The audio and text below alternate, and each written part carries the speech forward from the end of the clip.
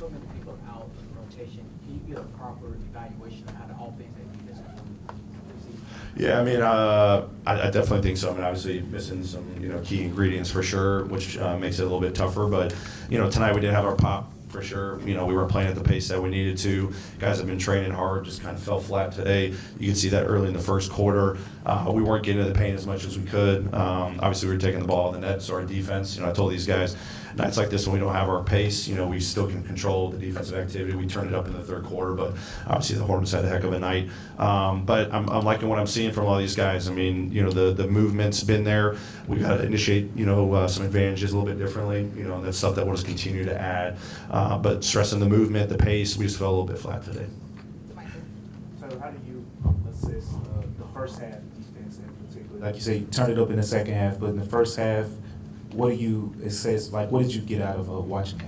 Yeah, I mean, I think probably hand in hand, just being flat. I didn't think we had the energy probably on both sides of the floor. Give them credit. I mean, Miller was shooting the heck out of the ball. I thought they had really good ball movement. I think, 6 or 7, 8 threes in the first quarter. So that definitely hindered our ability to get out, but that's no excuse. We were taking the ball in the net a little bit much, but our shifts weren't there. We were getting blown by one-on-one a little bit too much. So our defense was pretty compromised. They were actually getting the best of both worlds. And, we still had a 3-point game, and then they just, was just kind of an onslaught in that second quarter where we didn't have our pace, our defensive activity. We weren't talking as much. Got a little bit better in that third quarter, but definitely wasn't enough for 48 minutes. Coach, last week you and I talked about your defense and just getting out, creating chaos on defense and getting out in transition. It seemed like the game started out that way, and you continue to have that throughout the game, but wasn't converting those points in transition. What were your thoughts tonight on that?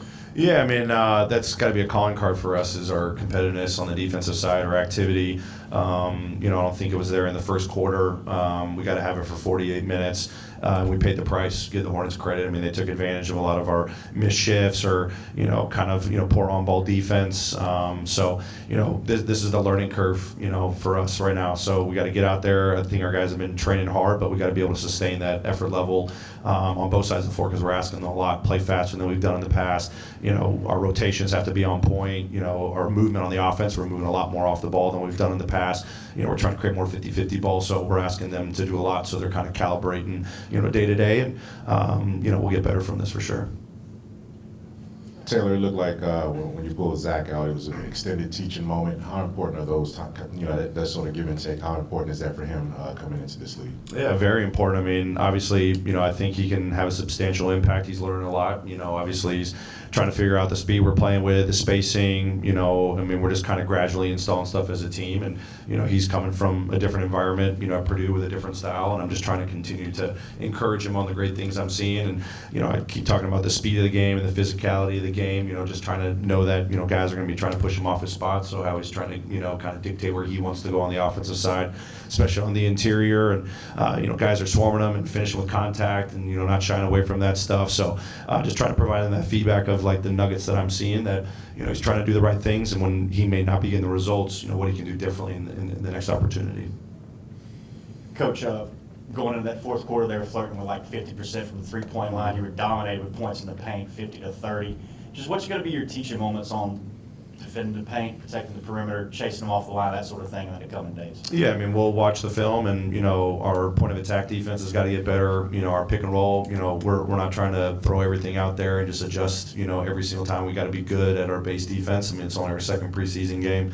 So our on-ball defense can be a lot better, including the pick and rolls. Our shifts have got to be better. They hit some tough ones in our face for sure, but then we can't give up all those points in the paint. If a team makes 18 threes, but then they score 50 points in the paint, it's going to be a bad recipe. So we work on protecting the paint, that's first and foremost, and then how can we still improve with our on-ball defense, pick and roll defense that even, limit their threes too. Taylor, so it looked like in those pick and roll coverages, you had Zach and Jay coming up towards the level of the screen, even taking on some switches at some points and having some good moments. Jess, what are you learning about those guys in those coverages as you're gathering more information on those guys? My biggest thing is I want to challenge these guys. I mean, they're definitely going to be in our, center field coverage and up and dropping and staying below rollers. And I think Zach's been doing a pretty good job. So has Jay. Our shifts on the weak side have to be a little bit better, so we're not giving up stuff at the rim, or, our guy at the top has to shift better, so we're not giving up corner threes, all things that, we're addressing right now and trying to clean up. But then I want to see them, guard on the perimeter. I want to see them switch and take on that challenge and, put them those uncomfortable positions that maybe they're not used to. And I think Zach's been doing a great job. And as he's learning personnel tendencies, he'll be even better prepared. But for the most part, I think he's doing a good job one-on-one, and even putting Jay in those positions too, guys that traditionally play back by the rim. This is the opportunity to see what these guys are capable of. Michael, Drew, then Matt.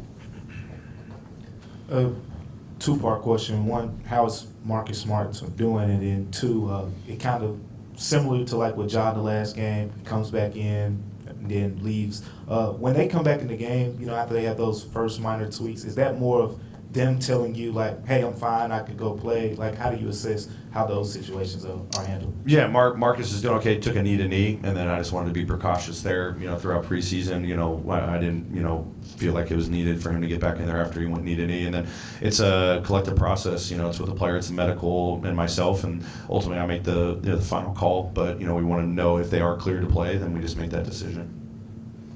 I think there's been some wonder about what you guys will do when Ja's not in the game at point guard. You started with Desmond and Marcus today. I'm just curious, what did you make of the job those two did together, and do you think that's a combination that's pretty good in the backcourt going forward? Yeah, I think it has the potential to be a good backcourt. Obviously, we saw it at the start of the season for a little bit. Obviously we're trying to play a little bit different style right now.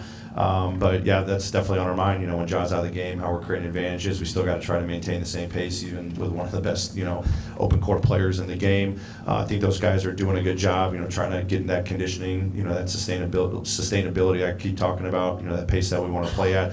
But those guys are really good playmakers. And as we continue to include more of our ball screens, off-ball screens, right now we're just trying to play out of our principles, because that's going to enhance all the guys moving in the same, direction, whether it's a pick and roll, it's a drive, it's a cut, whatever it is. But I think those two guys, who knows what the rotations are going to be when we get into the season. I think Scotty's doing a great job too. More guys that can push the pace, more guys that can initiate our offense, whether it's drives or also off of our screening action. I'm very encouraged what those guys are definitely capable of. Coach, right here. You spoke about Scotty just then. He finished with 9 points, roughly about 20 minutes. Yeah, that's not really an appealing stat line, but when you look at the rebounds, the assists, he finished with the highest plus-minus of the team. Did you see his impact on the court that reflect that stat line as well? Yeah, I think he's definitely a guy that, it's not all about the points with him. He's going to set a tone with his defense. The disruptor, full court. I think he's doing a great job with the full court pressure. He had 5 assists tonight, so he's, improving his day after day just with the playmaking. I think he's pushing the pace, trying to get into the paint. He's got to clean up some of the times when he's playing in crowds. But his stat line is definitely that plus-minus. He can make an impact. Obviously, plus-minus is a stat that can be skewed a lot of different ways, but you feel the pressure that he's putting on the opposition. You see the pace that he's playing with and trying to make the right reads on the offensive side. That's what's encouraging about his game right now. Coach, what did you think of the young guys tonight, and particularly what did you think of Jalen Wells kind of providing the kind of two-way play on both defense and offense? Yeah, he keeps stacking days together. I think a lot of, teachable moments right now on the defensive side, had that kind of stretch where he's picking up some fouls, and, I hit him as like, hey, man, you got to know coming in as a rookie, showing your hands, and the technique's going to be, even more paramount in your position. But I think he's doing a pretty good job on ball defense. I think he got beat a couple of times here, and he's hard on himself. He understands that defensive impact, the effort he's given, the multiple effort. He's taken that ownership, which is very impressive for a rookie. And then offensively, as I said, he's playing with a lot of confidence, shooting the ball. I know the shots didn't really fall for him tonight, but his cutting, his offensive rebounding, he's got a lot of tools in his belt. So it's just continuing to reveal itself day after day, and the way he just competes every single day and plays with a lot of energy, and he's taking advantage of each opportunity, which is very impressive. Great, thanks everybody. Appreciate it.